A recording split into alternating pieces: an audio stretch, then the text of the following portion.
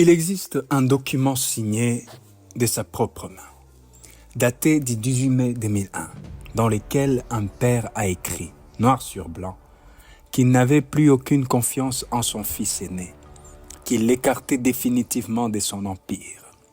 Ses pères avaient bâti les plus grands conglomérats privés de l'histoire du Congo. Plus de 10 000 employés, des avions, des plantations, des navires fluviaux, une fortune estimée à des centaines de millions de dollars. Son fils, lui, allait déclencher une guerre civile. Entre les deux, Mobutu Sese Seko, le dictateur, avait tout rendu possible. Et peut-être les documents les suggèrent. Tout contrôler, voilà ce que cette vidéo va révéler. Et ce n'est pas tout. Un enfant métis sans diplôme, né dans un territoire que personne ne regardait. Il devient le premier milliardaire indigène du Zaïre. Il marie sa fille au fils du dictateur. Sa flotte d'avions transporte des armes vers une guerre qui tue des milliers de personnes. Et quand les régimes s'effondrent, lui seul reste, lui seul refuse de fuir. Pourquoi? Avant d'aller plus loin, une précision. Tout ce que vous allez entendre dans cette vidéo est documenté. Les sources Jeune Afrique, Washington Post, Human Rights Watch, les groupes de recherche sur la paix et la sécurité de Belgique. Un document que très peu de gens ont lu, les testaments holographes de Jeannot Bemba Saolona lui-même, publié partiellement en 2019. Je ne vais pas vous raconter une légende, je vais vous lire des documents. 1942, Libenge, un territoire de l'Équateur, à l'extrême nord-est du Congo belge. Un enfant né d'un père étranger, portugais selon la plupart des sources et d'une mère Mbaka. Son nom de naissance, Jean Jeannot Bemba. Le nom Saolona viendra plus tard en langue Mbaka. Ce nom désigne une carence en protéines, une marque d'identité assumée, revendiquée. Pas d'université, une formation technique en mécanique automobile à l'EPOM de Djemena, c'est tout. En 1964, quand il revient du Congo-Kinshasa après un séjour en Belgique, il n'a ni capital, ni réseau, ni diplôme. Il commence par vendre des produits vivriers dans les marchés de sa région. Un an plus tard, il rachète une unité de production avicole. Puis ouvre des comptoirs dans plusieurs villages du sud Ubangui. Vendre des poulets pour bâtir un empire, l'histoire est belle, mais elle n'est peut-être pas complète.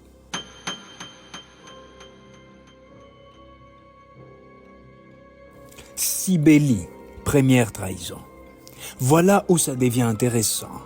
En 1968, Bemba Saolona s'associe à un homme puissant, Jean-Joseph Lito Moboti, ministre des Finances en exercice.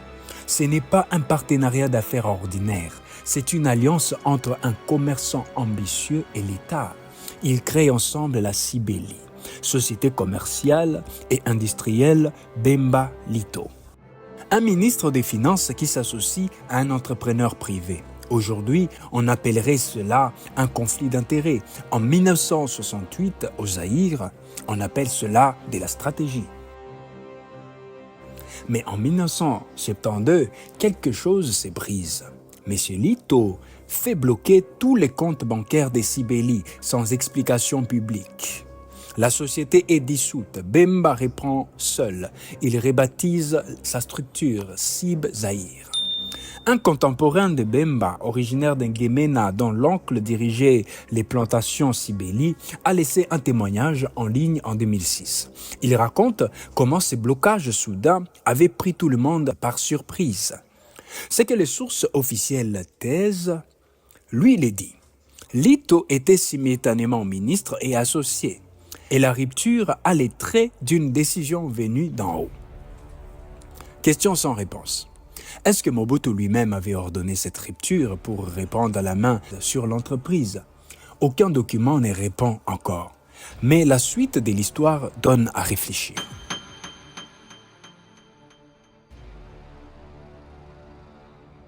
« 1973-1974. Mobutu lance les mesures des aérianisations. Les entreprises étrangères sont confisquées, les propriétaires belges, grecs, portugais sont expulsés et leurs biens sont redistribués. À qui? Aux proches du régime, aux fidèles. Sib Zahir absorbe des nouvelles unités de production, des circuits de distribution, une flotte de transport fluvial. En quelques années, l'entreprise de Bemba Saolona change d'échelle. Ce n'est plus une PME, c'est un conglomérat. À titre de comparaison, les réseaux fluviales du Congo représentent plus de 14 000 km de voies navigables. Contrôler une partie de ces réseaux en 1974, c'est contrôler les commerces d'une région entière de l'Afrique centrale. Et là, vous vous posez la bonne question. Un autodidacte de Guémena qui vend des poulets en 1965 et qui contrôle un empire en 1974, c'est possible comment? Jeune Afrique, dans sa nécrologie de 2009, a osé poser la question à voix haute. Bemba devait-il sa réussite à Mobutu? Était-il un homme des pailles? La réponse officielle n'existe pas, mais un fait est documenté. En 1987, Bemba Saolona donne à son fils Jean-Pierre la direction de la compagnie aérienne Sib Airlift. Jean-Pierre a 25 ans. Et Sib Airlift, c'est les joyaux de la couronne. Sib Airlift, la première compagnie aérienne privée du Congo. En 1976, Bemba crée SBZ Cargo avec un seul avion, les Vicaire Viscount. En 1979, la structure prend son nom définitif, Sib Airlift. En 1992, elle opère un DC 10-30 sur la ligne Kinshasa-Bruxelles. La première compagnie aérienne privée du pays, plus de 11 avions, des routes vers l'Europe. Pendant cette période, sa fille Catherine épouse Nzanga Mobutu, fils du dictateur. Le plus grand empire privé du Zaïre est désormais lié par les sangs à la famille présidentielle. Coïncidence? Bien sûr.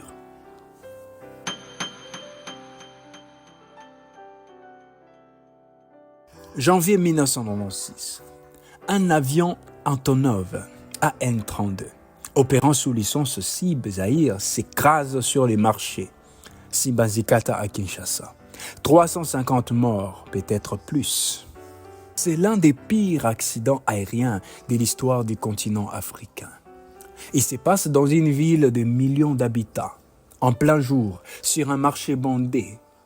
Selon Human Rights Watch et le Washington Post, cet avion était en route vers une zone contrôlée par l'UNITA. Et les mouvements rebelles angolais, ils transportaient des produits pétroliers, en violation directe des sanctions de l'ONU.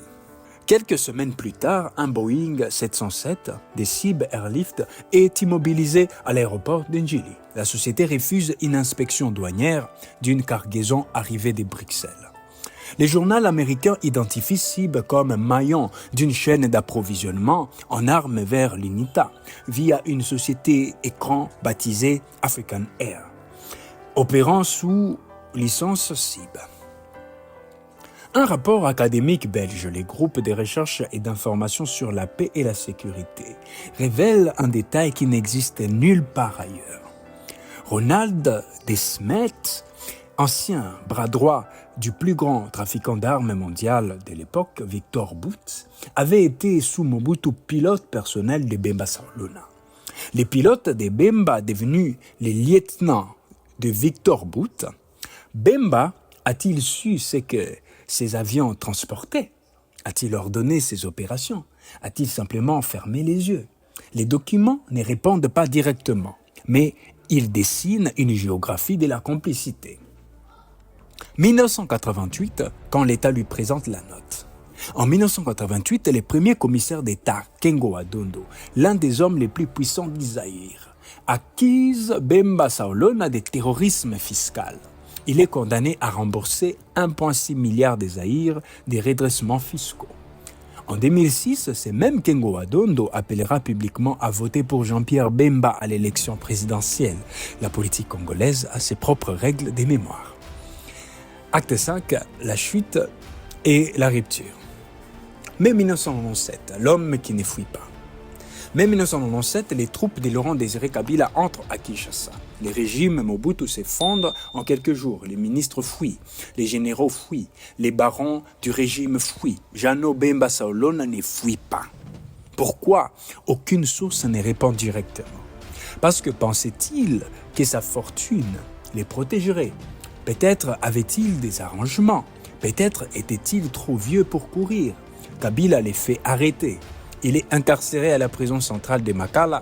Ses biens sont confisqués. La liste exacte de ces biens n'a jamais été publiée. Qui en a bénéficié? On ne sait pas. Ont-ils été restitués? On ne sait pas non plus. 1999, les pères ministres contre les fils rebelles.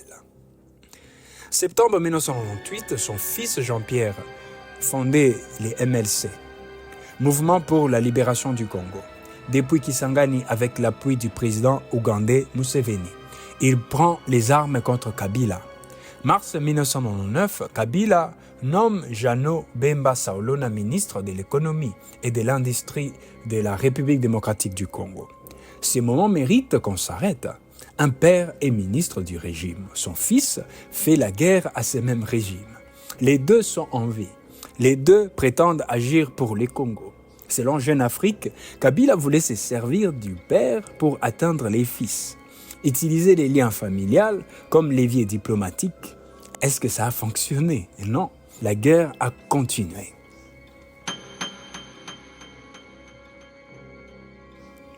18 mai 2001, Jeannot Bemba Saolona se présente devant son avocat et rédige son testament, son document, publié partiellement par Jeune Afrique en 2019, contient une phrase que l'histoire retiendra.